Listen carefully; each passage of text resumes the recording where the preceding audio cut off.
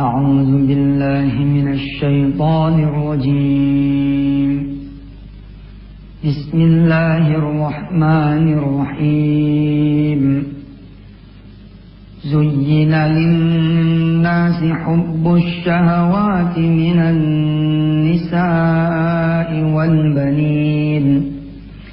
والبنين والقناطير المقنطرة من الذهب والفضة والخيل المسومة والأنعام والحرث ذلك متاع الحياة الدنيا والله عنده حسن المآب.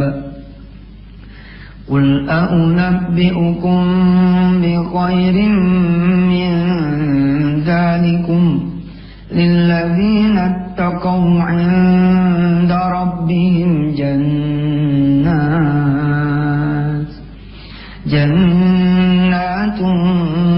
تجري من تحتها الأنهار خالدين فيها وأزواج مطهرة ورضوان من الله والله بصير بالعباد. صدق الله العظيم.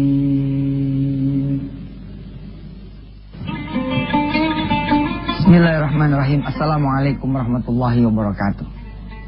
Saya senang sekali mengajar semua bisa jadi pengusaha karena seperti ngasih kuliah ya, ekonomi dan bisnis.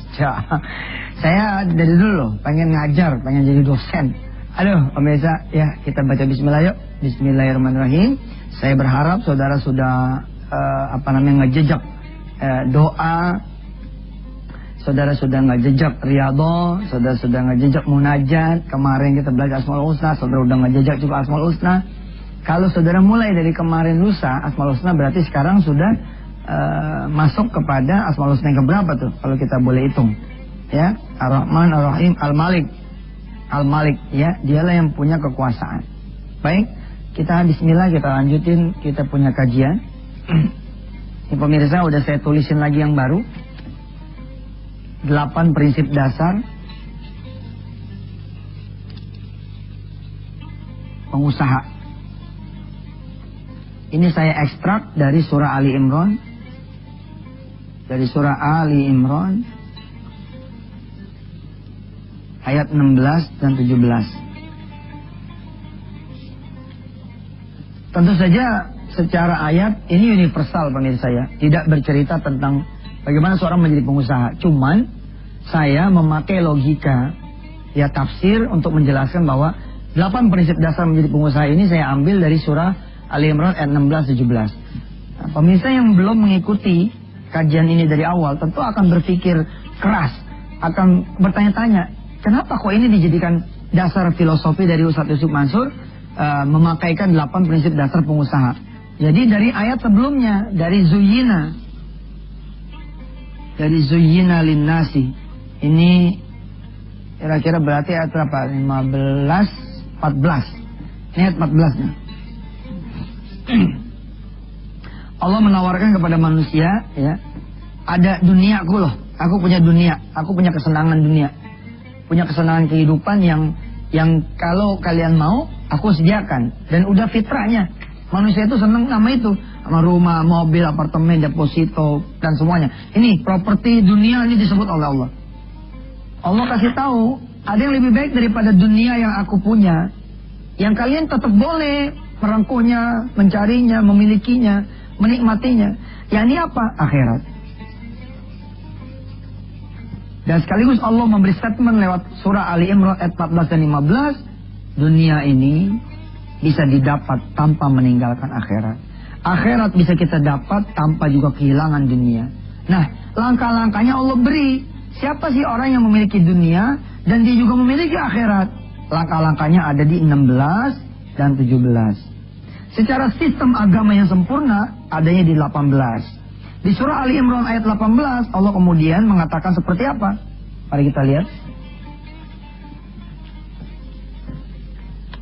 Ayat 18 ya pemirsa, tolong dilihat. 18-19 ya.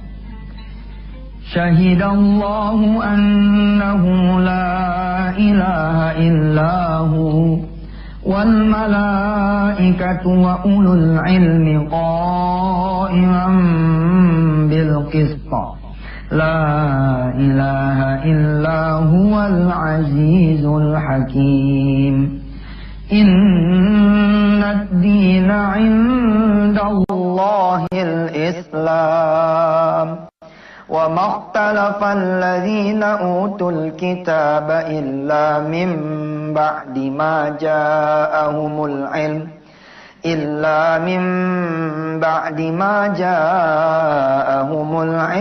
baghyan bainahum.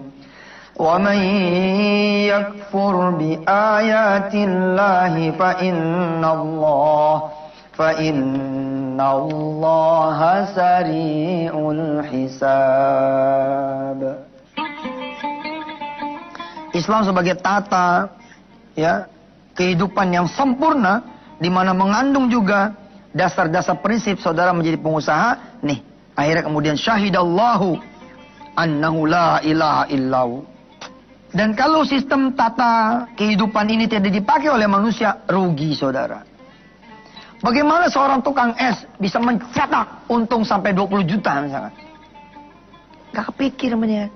Tukang es, ya Allah ya Karim, modalnya aja gak nyampe gopek, gak nyampe 500 ribu. How come? Bagaimana dia kemudian bisa mencetak billing sampai 20 juta? Ada dalam satu hari, dalam kehidupan dia bisa seperti itu. Nih, syahidallah annahu la ilaha illahu. Ente punya keuntungan nggak mesti berdasarkan modal yang berapa, nggak mesti. Tapi kepercayaan saudara menjalanin ini yang kemudian bisa kemudian membuat Allah menjatuhkan kemudian keuntungan yang melebihi jauh daripada modal saudara. Coba kita suruh yang mau lewat dulu.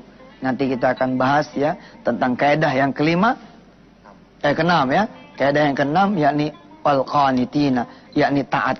Supaya kemudian kita syahidallah bahwa memang Allah itu luar biasa. Maha kaya, maha kuasa, maha menjatuhkan rezeki kepada siapa yang dia kehendaki. Tetap bersama Yusuf Mansur nanti di Wisata Hati Antv. Bismillahirrahmanirrahim. Kita lanjutin pemirsa di kaidah yang paling saya senang diantaranya adalah yang keenam nih, al-qanitina. Ya, saya yakin ya kalau saudara punya track record ya orang yang senang sholat berjamaah di masjid, pasti akan ketemu orang-orang kecil yang tidak peduli sama dagangannya, dia peduli sama masjid. Pasti suka ketemu dah. Kadang-kadang begitu kita sholat, kita keduluan sama tukang semir. Saya kadang-kadang ya kalau ketemu yang begitu tuh, saya suka kasih duit. Ya. Pak, tolong doain saya Pak. Aduh Ustadz, masa saya yang doain Ustadz? Apa-apa, buktinya Bapak yang duluan ke masjid daripada Yusuf Mansur. Ya Pak Ustadz, doain sama dia, bla bla bla bla bla. Saya bilang, Ustadz, Pak ini buat rezeki di rumah ya. Karena saya takjub itu. Ada orang, nah, kalau kemudian ritmenya dia, ini yang dimaksud dengan al-qanitina. Al-qanitina apa sih? Taat bos, taat. Ente jadi pengusaha, baru jadi calon aja udah nggak taat. Bagaimana ente bakal jadi pengusaha? Wah, bakalan dibebesin ya. Contoh, klien ente ngomong begini, Pak kita mau ngelihat kondominium yang Bapak bangun. Atau Pak kita bawa pemodal nih buat kondominium yang Bapak mau bangun. Pemirsa doain ya, saya lagi mau bangun apartemen. Di pesantren saya lagi mau bangun 3 tower. Kan kita belajar jadi pengusaha kan.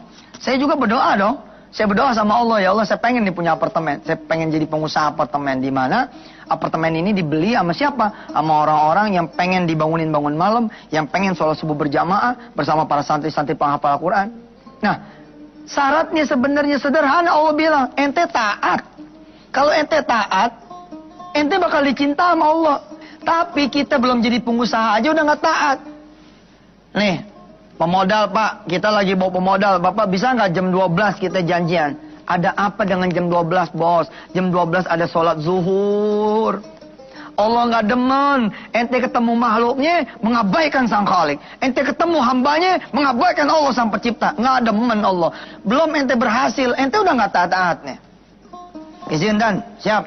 Saya mau closing deal nih sama saya punya klien, sama saya punya nasabah. Jam berapa janjiannya? Jam 11. Sebagai pimpinan yang baik, pengusaha yang baik, owner yang baik, kita ingetin dong pasukan kita.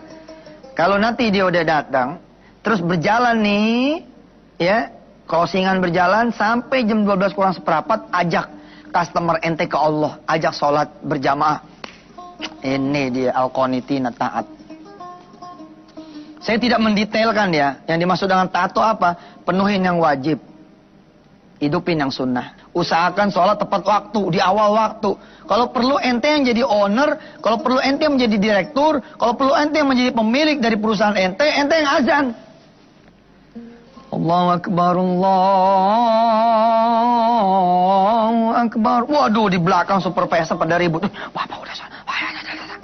Jangan sampai ente jadi bos yang dilaknat sama Allah. Apa kata dia? Sholat gampang deh, sholat nomor 2 deh. Kita rapat dulu nih. Sholat maghrib bisa dijamak kok. Ini namanya bos kacau nih. Yang begini punya nih, nggak ada konitinnya. Kalau udah nggak ada konitinnya, nggak ada hak lagi kita hidup. Emang kita ngapain sih di dunia ini buat ibadah? Kalau kita bisa konitin, bangun subuh, ke masjid jalan, waktu duha, kita duha, punya karyawan, kita giring dia ke masjid, kita giring dia baca Quran, yang belum bisa baca, kita suruh dia ajarin baca, belajar baca, dan seterusnya. Saya janji ya, cerita tukang es ya, makanya kita udahan aja dulu. Segmennya kita gedein di segmen yang ketiga, ya. Sampai ketemu pemirsa di segmen yang berikut, tetap bersama Yusuf Mansur di Wisata Hati Antv. Alhamdulillah kita kembali lagi di Wisata Hati Antv. Kita berdoa kepada Allah agar kita dikasih ilmu yang manfaat dan berguna. Amin. Saya menyarankan saudara menghafal surah Ali Imran ayat 14, 15, 16, 17, 18. 19. Nanti kalau ketemu saya pada saat off air benar-benar jadi dilaksanakan, apakah itu jalan santai, sepeda bareng, atau sekedar tausiah biasa, saya berharap di antara saudara ada yang kemudian mengacungkan tangannya. Ustadz, ya, ada apa? Saya mau setoran dong. Setoran apaan? Setoran surah Ali Imran, sudah hafal tuh. Saya jadi guru bangganya, minta ampun. Pemirsa, ya, kalau sudah al-qanitina, sudah ente taat, ya, kita aja nih jadi karyawan nih. Kita rajin, ya, nggak ada bolosnya, nggak ada makarnya, nggak ada nggak loyalnya. Terus kerjanya juga cakep. Di akhir tahun kita ada bonus. Nih lihat, ada tukang es nih. Dia rajin, sebelum subuh dia udah ke masjid, dia nyapuin masjid, ya, dia ngepelin tempat wudhu, begitu sholat, datang waktu azan dia azan, Allahu Akbar, Allahu Akbar. Allah tuh ya yang punya dunia. Berpikirnya nggak kayak kita kan kalau modal kita gope, paling banter kita untung berapa sih, iya kan? Kita cetak billing 1 juta dah. Itu 1 juta udah top banget loh, modal GoPay untuk 1 juta. Rata-rata kalau modal GoPay kira-kira berapa yang normalnya? 10%, 20%-nya kan bangsa 600 atau 700. Kita nyimpen 200, 100 ribu. 100, 200 ribu. Tapi sama Allah logika dunia nggak berlaku. Diuji sama Allah dengan cuaca jebret, hujan bang. Tapi tukang esnya dikasih redo. Tukang es yang lain maki-maki tuh. Waduh, gua dagang es hujan melulu nih. Ini Tuhan kagak ngerti tukang es apa ya? Tapi tukang es yang satu ini, dia bilang, jangan ngomong begitu. Kita laku nggak laku bukan karena cuaca, tapi karena Allah. Mending lu banyakin tasbih. Banyakin sholawat, lagi hujan nih. Waktu hujan nih, doa nih dikabul. Iya sih, Ji, tapi nggak ada tapi-tapian, lagi hujan nih bagus. Yang satu ini dia... Terus begitu jam 11 seperempat, 11.30, 11.45, hujan lagi gede-gedenya, dia berangkat dari tepian jembatan. Teman-temannya satu profesi nanya sama dia, mau kemana bang? Udah mau zuhur. Hujan gede banget. Apa dah? Ada Allah di situ sayang kalau kita nggak datang. Wah, dia begini model. Gini. Waduh, kalau ada yang begitu nih, ini calon orang kaya nih. Calon orang kaya. Tapi siapa yang begitu? Kita baru jadi pengusaha gedean dikit aja, bukan gedean gede, gedean dikit. Capek dikit kita udah nggak ada ke masjidnya, nggak ada sunnahnya. Bahkan ada banyak pengusaha di negeri ini yang nggak kenal masjid kecuali Jumatan. Terjadi tuh, sorenya si abang pulang, di kantong duit cuma 5.000. Ya Allah, alhamdulillah ada 5.000. Bisa dah buat beli pisang goreng sama singkong gitu. Begitu dia pulang, cara Allah macam-macam Ji. Cara Allah macam-macam. Baru selangkah, 2 langkah, 5, 10 langkah, alhamdulillah disenggol. Senggol sama apa ya? Sama pick up. Tembak jatuh. Dari belakang ada sedan mampir. Dia turun. Nggak apa-apa bang? Nggak apa-apa. Makanya jalan hati-hati, lihat-lihat. Ya emang ini salah saya. Kata si pick up sama si sedan ini, yuk kita bawa ke rumah sakit. Enggak, saya nggak apa-apa.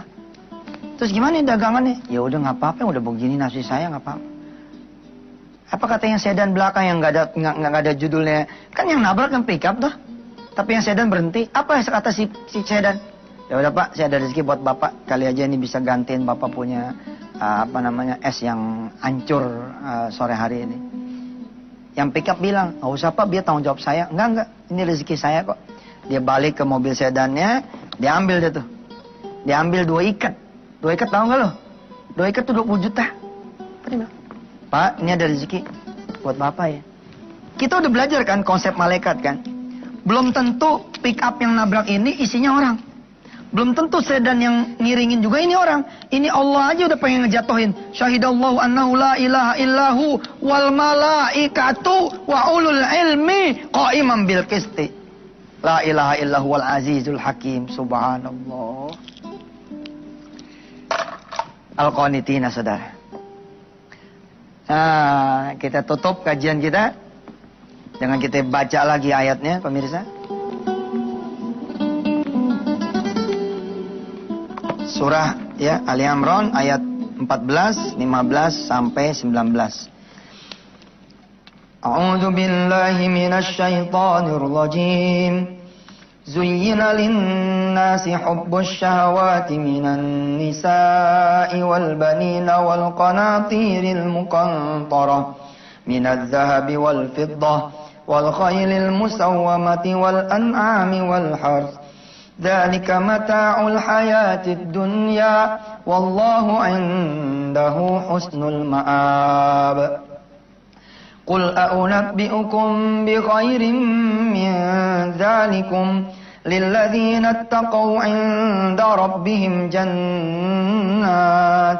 جنات تجري من تحتها الأنهار خالدين فيها وأزواج مطهرة ورضوان من الله والله بصير بالعباد الذين يقولون ربنا إننا آمنا فاغفر لنا ذنوبنا وقنا عذاب النار الصابرين والصادقين والقانتين والمنفقين والمستغفرين بالأسحار شهد الله أنه لا إله إلا هو والملائكة وأولو العلم قائما بالقسط لا إله إلا هو العزيز الحكيم إن الدين عند الله الإسلام وما اختلف الذين أوتوا الكتاب إلا من بعد ما جاءهم العلم بغيا بينهم ومن يكفر بآيات الله فإن الله سريع الحساب صدق الله العظيم. Sampai ketemu di pembahasan besok pemirsa. Pembahasan tentang al-munfiqina sebagai prinsip dasar yang ke-7, yakni sebagai seorang calon pengusaha atau seorang pengusaha atau siapapun dia profesinya, apapun pekerjaannya, hendaklah dia punya prinsip yang ke-7 ini, al-munfiqina, dia rajin kemudian bersedekah. Jazakumullah. Sampai ketemu lagi pemirsa di lain waktu. Mudah-mudahan saudara bukan cuma belajar, tapi mengamalkan apa yang kita pelajari bersama. Saya pun begitu. Bukan cuma saudara loh yang pengen jadi pengusaha. Saya pun pengen jadi pengusaha. Tentu saja yang saleh, lagi memiliki amal soleh yang banyak, beriman, bertakwa, dan punya anak keturunan dengan soleh-soleha, yang bisa membawa pasukan di belakang, kanan dan kiri, juga ke Allah Subhanahu wa Ta'ala, punya agama dan ibadah. Amin ya Allah ya Rabbal Alamin. Saya Yusuf Mansur, sampai ketemu lagi. Wassalamualaikum warahmatullahi wabarakatuh.